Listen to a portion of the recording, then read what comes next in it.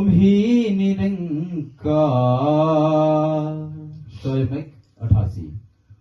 अस्ति ही वार्ता मर्मानेका चिंतनमवश्यं कुरु चाश्यं पूर्ण गुरोर्नाभूत विपरीतश्यं कुरु यस्तद्मादिते दुरिं चालयते नौका भवपारं सद्गुरुरेकं रे करणार्थम् भाष्यते यकुर्दत नावस्यारिते च प्राणी विमोक्षश भासयते यकुर्दं नाम यस्वामी च प्राणी विमोक्षस योगणे मज्जतसहि नीणे कुर्दयते गत्वा पितर्ण्याम् रक्ष्य सदा त्वयदो विमुखात् स्वयं भक्ति सुरक्षा चेत